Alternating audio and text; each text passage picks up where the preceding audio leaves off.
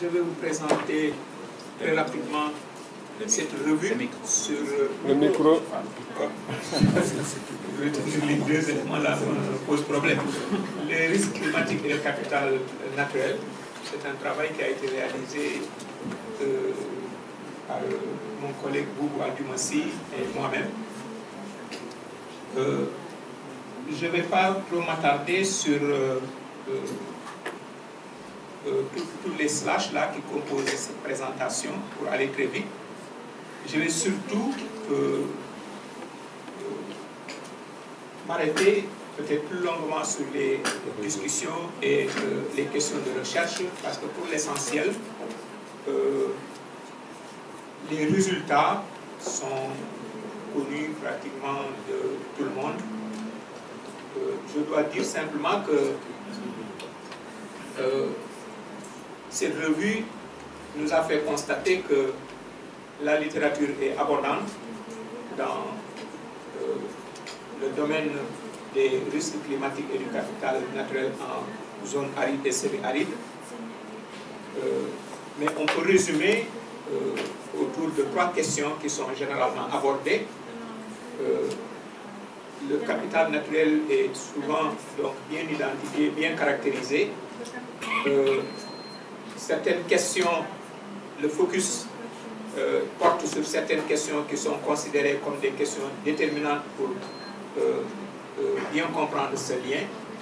Et il y a également une production abondante sur les politiques et les stratégies qui sont en général développées par les États pour renforcer la capacité de résilience des acteurs. Cependant, on constate que dans cette littérature, on aborde rarement le changement climatique comme opportunité. On aborde très peu les stratégies endogènes, ce qui fait que ces stratégies ne sont pas très souvent bien documentées. Nous avons, disons, mis le focus sur le Sahel, bien que l'aridité soit un phénomène planétaire, et également en particulier sur le Sénégal. Comme vous le voyez sur cette carte, presque sur tous les continents, on trouve des zones arides et semi-arides. C'est ce qui est en jaune. Et au Sénégal, nous avons cette zone aride qui va du nord du Sénégal jusqu'au pratiquement presque aujourd'hui. C'est les 3 quarts du pays qui sont soumis à la contrainte de l'aridité. Qu'est-ce que nous avons pu retenir de cette revue documentaire? D'abord que le changement climatique est un phénomène ancien, puisque déjà, pour ce qui concerne en tout cas l'Afrique, et le Sahel en particulier, certains chercheurs remontent jusqu'au la fin du pluvial tchadien pour en fait noter les phénomènes climatiques. Mais souvenez-vous déjà qu'on parlait de l'aridification du Sahara. Mais c'est aussi un phénomène qui est toujours actuel, qui peut-être prendre encore beaucoup plus d'ampleur, et c'est peut-être cela qui explique aujourd'hui toutes les préoccupations. Au Sahel, le capital naturel est très exposé aux risques climatiques. 70% des pays du Sahel, des territoires qui constituent le Sahel, sont touchés par l'aridité sous une forme plus ou moins accentuée. Bon, j'énumère ici un certain nombre de cas, le Niger, le bassin du Tchad, le Sénégal. Et au Sénégal, par exemple, on a constaté que l'isoète 700 mm, 600-700 mm, qui en fait constitue la limite sud de l'aridité, vous voyez, sur la période 80-2000, pratiquement, cette isoète passe pratiquement au sud de la Gambie. Donc ça veut dire qu'une part très importante du Sénégal est influencée, en tout cas est sous l'emprise de l'aridité. Ce que également la revue a montré, c'est que le Sahel, c'est une région à économie agro-pastorale qui est basée sur une consommation abondante des ressources naturelles. Ici, un certain nombre d'exemples, à la fois pour le Sahel de façon générale, comme pour certains pays comme le Burkina Faso et le Sénégal, où on a une population d'agropasteurs qui constitue pratiquement plus de 3/4 de la population générale. Et les hommes et les animaux pratiquement font des prélèvements importants, et l'économie également repose sur des activités qui sont des activités très liées en tout cas à la consommation de ressources naturelles. La revue également a fait état de beaucoup de connaissances liées à des programmes qui sont mis en œuvre, soit à l'échelle régionale ou à l'échelle nationale. Nous avons à l'échelle régionale, nous avons certains programmes comme le NEPAD, l'Union africaine. On a la stratégie régionale et le plan d'action pour rendre la vulnérabilité, pour atténuer en tout cas la vulnérabilité au changement climatique. Et nous avons toutes les études et les formations, les appuis techniques qui sont développés par le SILS et à travers également son instrument technique, l'agrimètre, qui donne beaucoup de formations pour renforcer la capacité des acteurs. Au niveau national, pratiquement tous les États de la sous-région se sont dotés d'un PANA. Et pour ce qui concerne le Sénégal, son PANA a ciblé 3 unités d'exposition: les ressources naturelles, l'agriculture et le domaine côtier, parce qu'il considère que ce sont là 3 domaines qui sont très affectés par le changement climatique. Les évaluations ont été faites. C'est vrai que les évaluations posent toujours problème dans mon pays, mais il y a quand même un effort d'évaluation au niveau de ces 3 ressources. Si on considère par exemple la ressource en eau, qui est constituée à la fois par les précipitations des eaux de surface et des eaux souterraines, les chercheurs ont évalué le potentiel de 35 milliards de mètres cubes. L'agriculture également est un domaine très concerné par le changement climatique.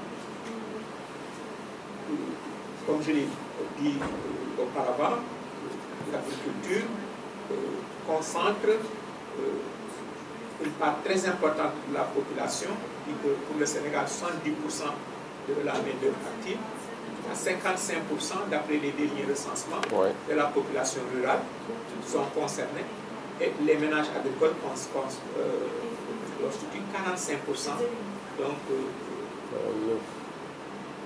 de ce tour. Et les cultures pluviales occupent 61% de ces ménages agricoles. Le potentiel pédologique également a été évalué, et le PANA a retenu 2 mesures, le PANA du Sénégal, 2 mesures pour atténuer les effets des risques climatiques dans le domaine agricole. Premièrement, recourir aux technologies qui ont donné des résultats, soit au Sénégal ou ailleurs, et promouvoir la recherche agricole et agronomique. Concernant les zones côtières, qui sont également très concernées, des recherches ont été effectuées, et vous savez l'importance de ces zones. D'abord, c'est un espace urbanisé qui concentre une population énorme, parce que les grandes villes sont localisées dans cet espace, et c'est un espace qui est affecté par de nombreux problèmes qui sont liés à ces changements climatiques. Depuis hier, on les évoque. Tout à l'heure, dans le compte rendu des ateliers, beaucoup de ces problèmes ont été donc cités.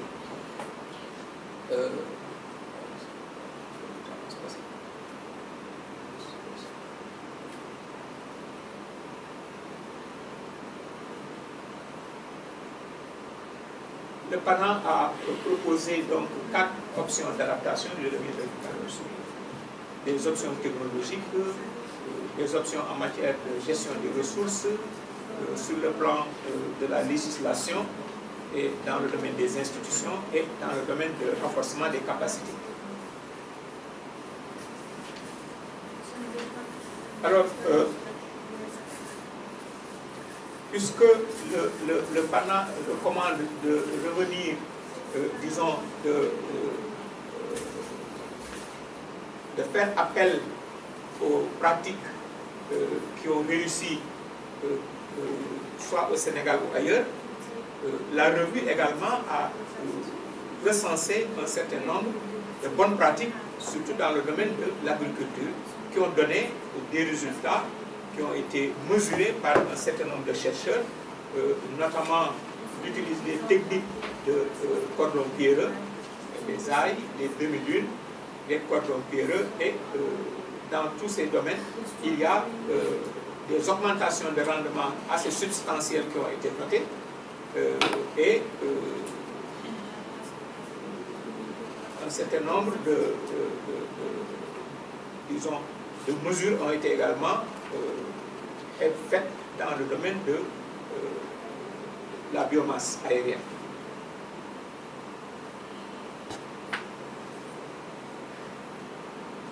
Donc, ce sont donc ces bonnes pratiques qui existent, mais qui très souvent ne sont pas, sont très localisées au niveau de la région du Sahel, et pour l'instant, le partage, en tout cas, n'est pas encore vraiment fait, et particulièrement, surtout, les États n'ont pas essayé de diffuser ces techniques auprès des producteurs, parce que c'est ça l'essentiel. De diffuser entre intellectuels, comme nous sommes en train de le faire, c'est bien, nous le connaissons, mais ça reste des connaissances pour nous. Alors que les utilisateurs, les potentiels utilisateurs de ces techniques, ce sont les producteurs. Si ces techniques, ces bonnes pratiques n'arrivent pas au niveau des producteurs, évidemment, leur effet reste pratiquement nul. Ça, c'est des définitions. Alors, je vais arranger mon PowerPoint. Alors, quels sont les éléments de discussion que nous avons retenus à la suite donc, de ce survol des connaissances que l'on peut récupérer, en tout cas, à travers la production intellectuelle et scientifique au niveau de différents documents, de travaux de recherche, de thèses, etc., d'articles scientifiques.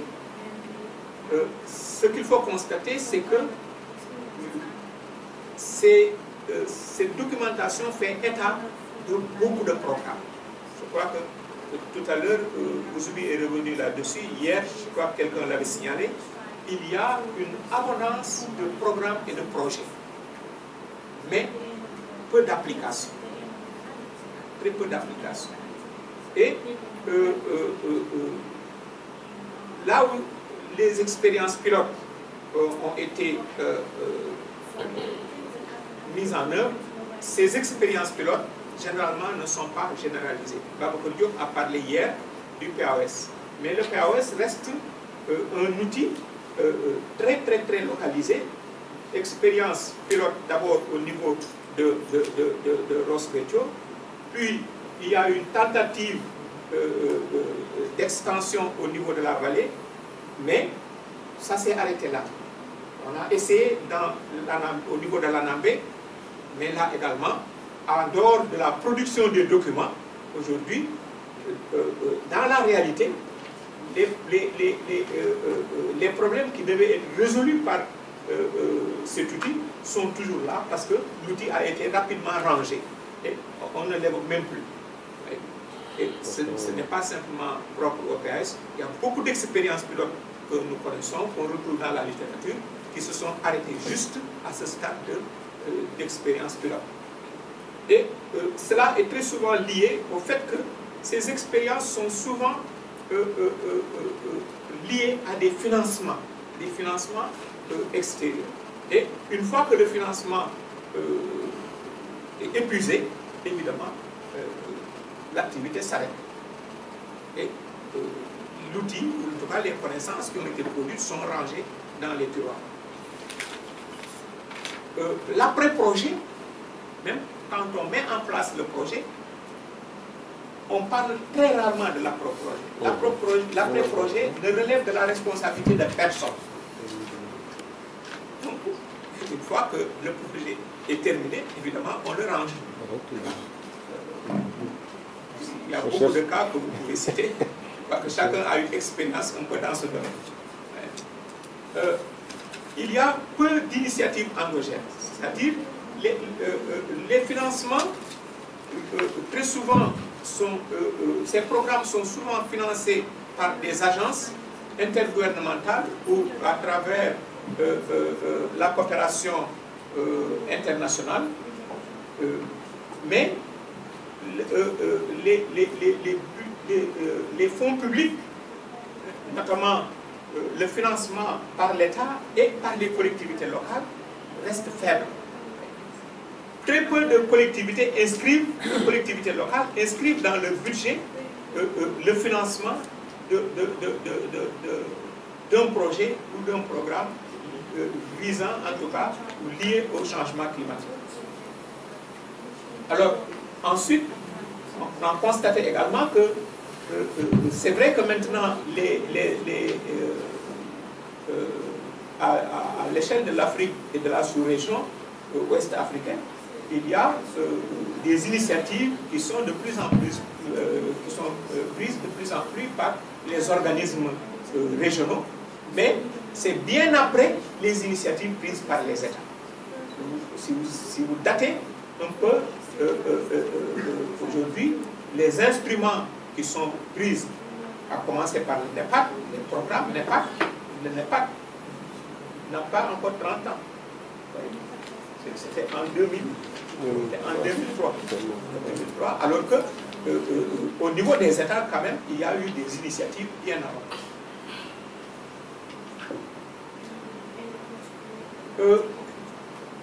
Dans certains documents, quand on analyse les documents à la lumière des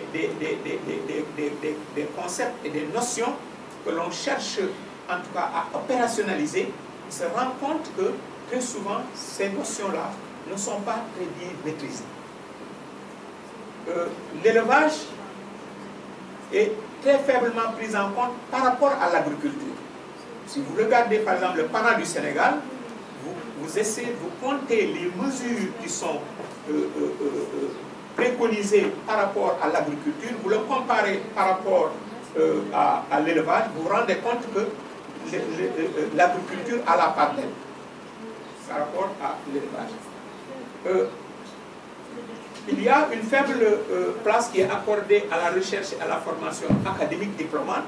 Dans la plupart des programmes et des projets, on parle de renforcement des capacités. Et très souvent, quand on parle de renforcement de capacités, on pense aux acteurs de terrain. Mais il est également important d'avoir une masse critique de chercheurs qui travaillent sur ces questions. Or, cette masse critique de chercheurs qui travaillent sur cette problématique, elle ne peut être formée qu'à travers les institutions qui ont en charge la mission de donner la formation, notamment les universités et les centres de recherche. Mais puisque l'État ne finance pas la recherche, en tout cas met très peu de sous dans la recherche, alors les chercheurs sont obligés d'aller chercher, vous me répétez, des financements à travers les mécanismes internationaux. Ou bien, comme aujourd'hui l'État du Sénégal le dit, quand vous montez une formation dans le cadre de la réforme de l'enseignement supérieur, dit toute formation nouvelle, c'est l'institution en tout cas qui l'a créée, qui cherche elle-même son financement. Ce qui fait que le résultat c'est quoi? On a des formations qui ne répondent pas très souvent à la demande, mais qui répondent à la préoccupation du formateur, qui essaie disons, de saisir des opportunités. L'analyse a montré aujourd'hui que des domaines comme par exemple l'informatique, comme la gestion, beaucoup de masters qui sont aujourd'hui dans nos universités ont ciblé la gestion et l'informatique. Parce que c'est une opportunité aujourd'hui nouvelle. Mais vous voyez des formations, vous verrez très rarement un master qui est offert sur ces problématiques-là. Donc, il y a donc là deux types de problèmes. Premièrement, l'État ne finance pas ces formations innovantes et les chercheurs également sont obligés d'aller chercher des ressources pour monter des financements, mais des recherches, mais plutôt des formations, et ils essaient d'avoir, de proposer en tout cas des formations dans des domaines qui peuvent en tout cas attirer le maximum d'étudiants. Aujourd'hui au Sénégal, c'est deux domaines, l'informatique et la gestion.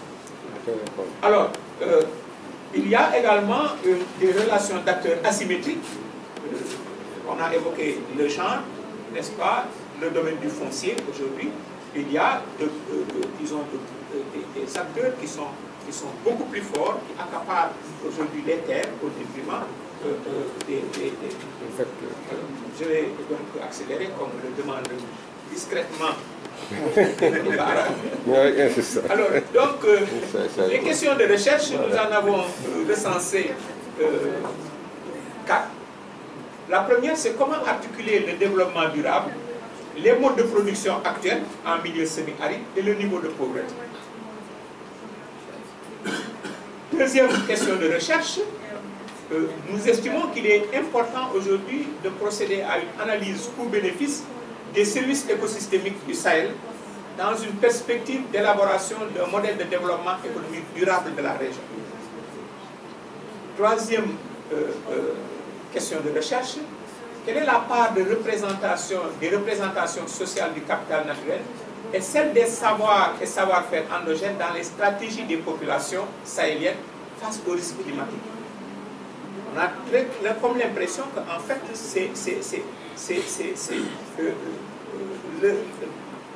le Sahel, c'est comme une sorte de table rase. Il n'y avait pas de connaissances, il n'y avait pas de savoir, il n'y avait rien. Et maintenant, on attend tout de la science, on attend tout des experts. Ouais. Or, tout à l'heure, seulement à la pause,